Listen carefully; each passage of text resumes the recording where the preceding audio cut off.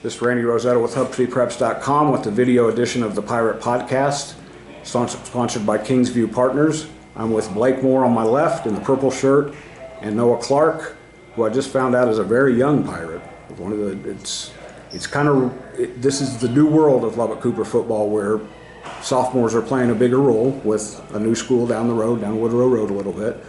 You guys have both kind of emerged as leaders for this team, and then will be kind of the bridge to next year, coming off a very emotional, very crazy 57-56 win at Friendship last week. And Blake, we were talking a little bit about it.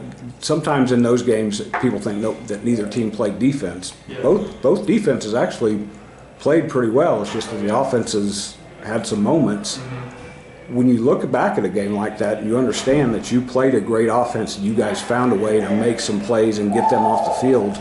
Even though you gave up 56 points, what do you take away from that? We took away a lot. We covered a guy like Chase Campbell, and it really gave us a bunch of experience with covering super good people, and just covering good receivers really helped us out. Sometimes I think it's because you guys have a really good defense. Sometimes I don't think it's the worst thing in the world for a good defense to kind of get knocked on its heels and see some things on video. When you looked at video Saturday and Monday, whenever, what did you learn from that now you know you guys have to tighten up? One thing that was really good was after we got that touchdown thrown on us, we came out and I got to pick the next first play. So that just really boosted our egos and stuff and helped us get right back up. Yeah, because Chase threw the first touchdown. That's almost not fair. Yeah. He shouldn't be throwing, he should be catching it. No, you guys' offense has done a lot of good things all season. That maybe is the best offensive game I've ever seen Lubbock Cooper play. I've had my sight for 7 years, and a lot of that was Ryan being in his groove, but he had guys on the other end of his passes. What was clicking so well against, again, a Friendship defense that's been better this year than it has been in the past? Honestly, I think it's just how practice. I think we also had a great week of practice that week, and you could just kind of tell. There's some weeks where we go in and there's kind of little critiques we have to make every once in a while, but I think that week was just a really steady week of practice. We could kind of tell how we're going to come out against Friendship. So you're a Lubbock Cooper lifer. You've been in the football program a long time. You know that bread and butter is running the ball with this program. You guys kind of implemented a little bit of an option a few years ago.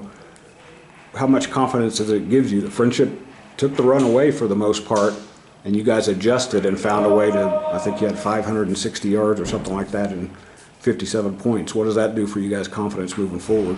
I think it just shows that the coaches trusting us, that we know if they take one part of our game away, that we have good enough players to change the game plan a little bit. So it just kind of shows that we can play whenever we need to. Which I know has kind of been a theme with the defense about adjusting in game. You know, after the first game, I remember Cale talking about how you guys had to kind of switch gears a little bit. Yeah.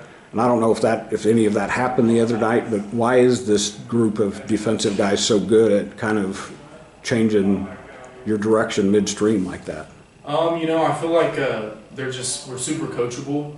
I know Coach Reed said how we're a bunch of times we'll do something bad in the first half, and then he'll bring us in and just totally switch everything, and we just really adjust to it really good. But yeah, just all about being super coachable. You kind of touched on this, and this is no disrespect to anybody you played before Friendship or who you play these next 6 games. I don't know that you'll see anybody quite like a Chase Campbell or the Friendship offense the rest of the season, so you kind of got that experience. Mm-hmm. What do you do now moving forward? Starting with Plainview. Now, Plainview's this week, 7 p.m. Friday up at Sherwood Memorial Stadium. They have a really good offense. They've got a 3-year starting quarterback. They've got a receiver who I think caught 18 passes in one game the other night. So you guys are kind of prepared for anybody, but what do you have to make sure that you do against them? We talked about number 1 and number 2, and just really handling them. And if we handle them, it should be a easy, smooth sailing game. But just handling those 2 receivers and obviously handling number 11. Now, Noah, were you on varsity last year? No, sir. Okay. Or during playoffs. So last year against Plainview, it actually became almost more of a defensive game. And in the second half, I think Coach Darden kind of put his old school hat on. I believe you guys ran the ball for maybe the first 18 or 19 plays to kind of that, get things going. Plainview's going to remember that. They're going to kind of game plan for that, kind of like Friendship did, knowing that. How much do you and Cade Gant and the tight ends have to be ready to make plays if the running game's stalled a little bit? I think not only just this week, but I think every week, me, Cade, and Ryan all kind of are expected to play at a high level. So I don't think that's going to be too much different than every other week that we play. I think we're going to show up ready to play either way. You heard me ask Cade the other night, because those two have played, him and Ryan have played together since they were little bitty. I saw a picture of them as little kids. You're fairly new with Ryan. He's, I guess, your first varsity quarterback. What makes him click? What makes him so good, and especially the other night? Just his leadership and his. It's a lot different with leadership whenever you can see a guy do something. That kind of gives you more motivation to be able to go out and do it. So like whenever you see him taking hits and playing hard and doing what he does, it just automatically gives you more motivation to do the same. And he's just he's a very easy guy to connect with. And Blake, I know you guys are young, so you don't always think about what age other guys are, but I mentioned Plainview's Seth Mayberry, their quarterback. He's a 3-year guy too.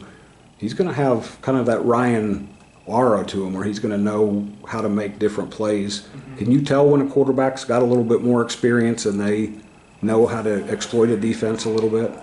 Yeah, you definitely can. I feel like during practice we talk about when the wide receivers running their routes, really collision them to get that timing off. And so just really collisioning them helps them get the timing off and gets the connection between, when the quarterback knows to throw the ball. That just really helps us.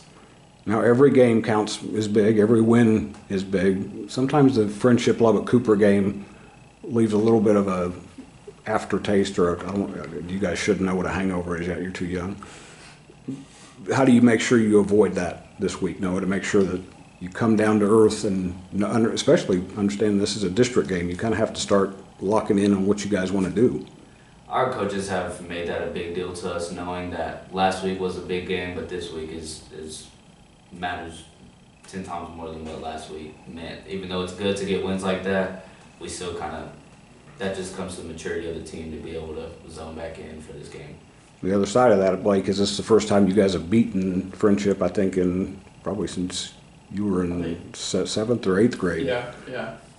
So it's a little bit different feeling. Last year you went into district, a little bit of a bummer. Mm-hmm. How do you make sure, kind of take what Noah said and kind of make sure you take confidence from that, but also you don't want to have too much confidence? Yeah. Last year we lost to Friendship, obviously. And I feel like we came into our first district game kind of down.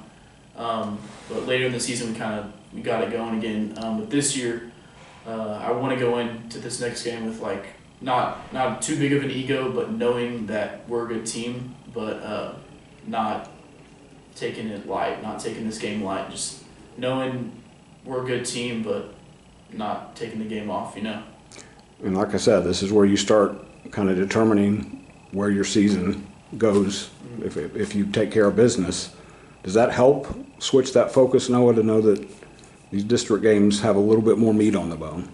Yes, sir. I think going into this, we've heard. I mean, it's hard to not look online and stuff, but we've heard and we can see online that we have high expectations for this district, and we have high expectations to win this district. So I think just going in knowing that, and we know we can just play up to that standard. You mentioned Ryan and kind of being even-keeled and mild-mannered. When I talked to him before the season, one of the first things he said is, we haven't won district in a long time, which actually just been a few years. It's really not that long, but that's kind of the standard here. Blake, is that kind of something that you guys do think about, that it's great to have a nice preseason, but that district championship means something to you guys out here? Yeah, so Coach started at the beginning of the year. Our number one goal was just to beat Friendship, because we haven't done that the past 4 or 5 years. We beat them one time out of the 7 years we played them. So his first goal was to beat Friendship, and the second goal was to win district, because last time we won district, it was a while ago, and so he wants to get that back up going. And then obviously the third goal is win a state championship. Well, you got number one crossed off the list, so that's a good start. So on number 2. There we go. That wraps us up on the Pirate Podcast, sponsored by Kingsview Partners. I'm Randy Rosetta with HubCityPreps.com.